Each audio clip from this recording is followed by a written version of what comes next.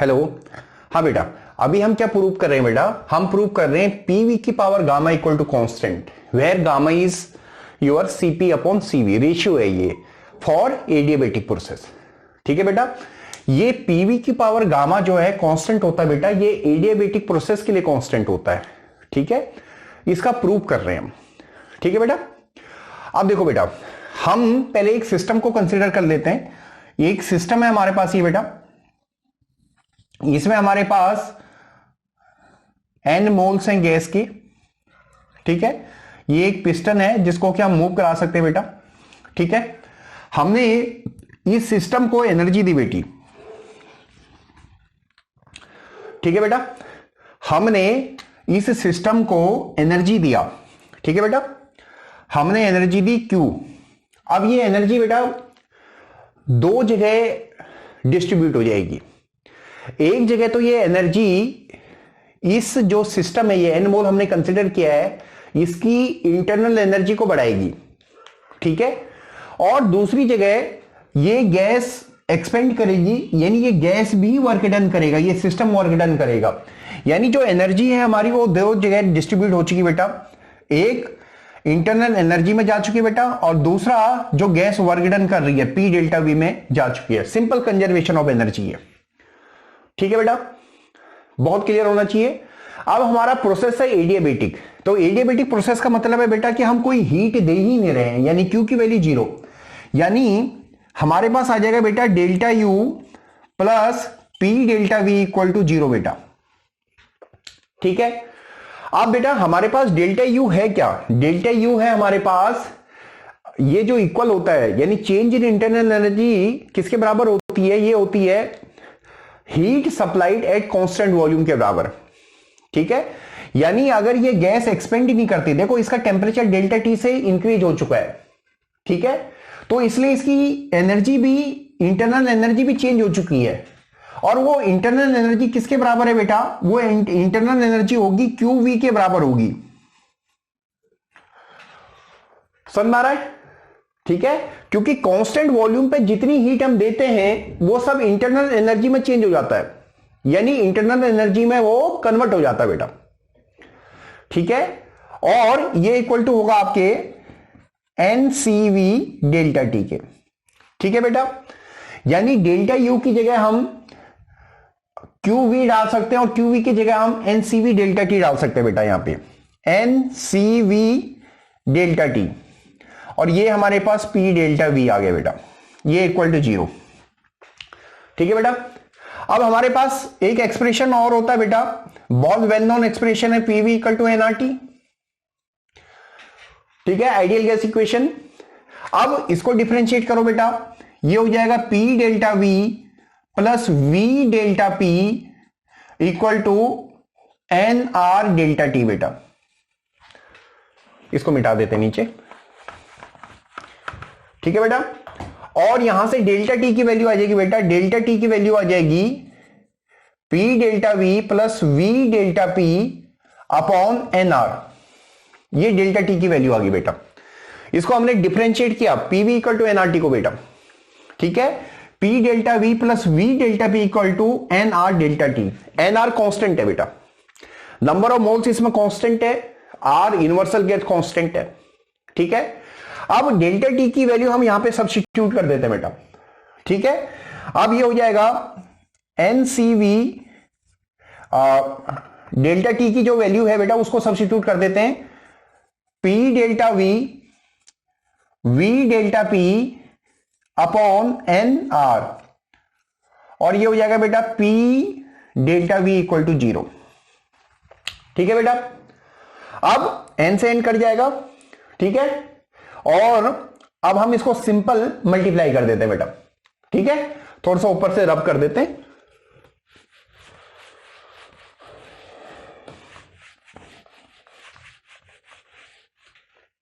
अब देखो बेटा, हमने एन से एन काट दिया, ये हो जाएगा बेटा हमारे पास सी वी पी डेल्टा वी। ठीक है, और ये हो जाएगा हमारे पास सी वी फिर वी डेल्टा पी बेटा, और ये एन आर, एन से एन तो काट दिया हमने, तो खाली आर ही लिया यहां पे, ठीक है, यानी R P delta V equal to 0। हमने बेटा यहां से एन से एन काट दो यहीं पे, ठीक है, आर से हमने इसको एलसीएम ले लिया, तो ये आर पी डेल्टा वी हो गया, आर 0 से मल्टीप्लाई भी कर दिया तो 0 हो गया, बाकी सीपी को मल्टीप्लाई कर दिया, C P P delta V C V V delta P, ठीक है बेटा, बहुत क्लियर होना चाहिए। यानी यहां पे हमने सीवी को मल्टीप्लाई कर दिया, CV P delta V plus CV V delta P, ठीक है, ये कर दिया हमने, ठीक है बेटा। अब हमारे पास एक और रिलेशन होता बेटा, CP minus CV equal to R बेटा, ठीक है, इसको सॉल्व कर लेते पहले। पी डेल्टा वी वहां भी है, तो बेटा पी डेल्टा वी को कॉमन ले लेते हैं, ये हो जाएगा CV plus are P delta V, और ये हो जाएगा सीवी वी डेल्टा पी बेटा, और सीवी प्लस आर, ये इसको इधर की साइड ले जाएं तो ये सीपी सीवी प्लस आर हो जाएगा बेटा, यानी सीपी यानी सीवी प्लस आर की वैल्यू सीपी हो जाएगी, यानी ये हो जाएगा बेटा CP P delta V plus CV V delta P equal to 0 बेटा, ठीक है, ये वाला एक्सप्रेशन आया बेटा हमारे पास, ठीक है। इसको भी यहां से रब कर देते हैं, कुछ लिखने के लिए हो जाएगा हमारे पास स्पेस।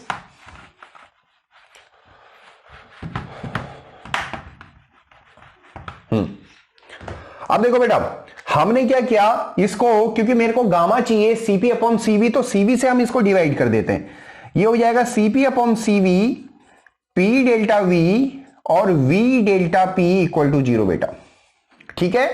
इसको हम गामा लिख सकते हैं, gamma P delta V plus V delta P equal to 0 बेटा, ठीक है। अब हम इसको थोड़ा सा सॉल्व कर लें बेटा, ये हो जाएगा गामा पी डेल्टा वी और माइनस वी डेल्टा पी, ये जो एक्सप्रेशन है इसको हम इधर की साइड लेंगे बेटा, सिंपल, ठीक है। गामा को ऐसे ही रहने दो, डेल्टा वी के नीचे वी ले आओ बेटा, डेल्टा वी अपॉन वी, और डेल्टा पी के नीचे पी ले जाओ, इंटीग्रेशन का तरीका बेटा, ठीक है। हमने इंटीग्रेशन कर रहे हैं, हम जो वेरिएबल्स हैं जो एक जैसे वेरिएबल हैं उनको हम एक साइड ले जा रहे हैं, ठीक है। अब इसको इंटीग्रेशन कर देते हैं बेटा, ये आ जाएगा v1 से लेकर v2 तक, और ये आ जाएगा आपका p1 से लेकर p2 तक, इंटीग्रेशन कर दिया बेटा, ठीक है। अब गामा कांस्टेंट है, गामा को हम बाहर कर लेते हैं बेटा, और ये डेल्टा वी अपॉन वी का क्या हो जाएगा बेटा, ln v नेचुरल लॉग, और ये हो जाएगा v1 से v2, ठीक है, और इधर की साइड इसका हो जाएगा बेटा माइनस नेचुरल लॉग p, और ये p1 से लेकर p2 तक हो जाएगा बेटा, ठीक है। अब इधर थोड़ा सा इसको रब कर देते हैं। अब देखो बेटा ये हो जाएगा आपके पास gamma ln v2 minus ln v1, ठीक है बेटा, और ये हो जाएगा minus ln p2 minus ln p1 बेटा, ये राइट हैंड साइड, ठीक है। अब हमारे पास लॉगरिथम में क्या होता है बेटा, एक log a upon b equal to क्या होता है बेटा, log a minus log b।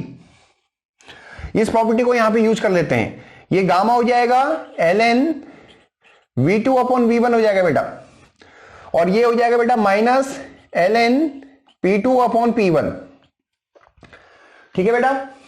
अब बेटा ये गामा है, ये आगे है, लॉग में एक और प्रॉपर्टी होती है बेटा, अगर हम लॉग a की पावर n बोले तो n आगे आ जाएगा, लॉग a हो जाएगा, इसी प्रॉपर्टी का यहां पे यूज कर रहे हैं, तो ये हो जाएगा बेटा ln v2 अपॉन v1 की पावर गामा, और ये हो जाएगा बेटा ln p2 p1 की पावर -1 बेटा, ये भी यही प्रॉपर्टी है, यहां पे n की वैल्यू -1 होगी बेटा, ठीक है, क्लियर है? अब ln से ln कट जाएगा बेटा, इसको और रब कर देते हैं।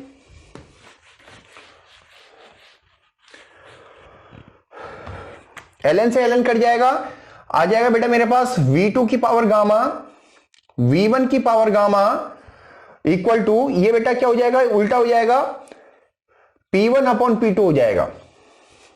ठीक है, यानी क्रॉस मल्टीप्लाई करोगे P2 V2 की पावर गामा P1 V1 की पावर गामा इक्वल टू बेटा कांस्टेंट।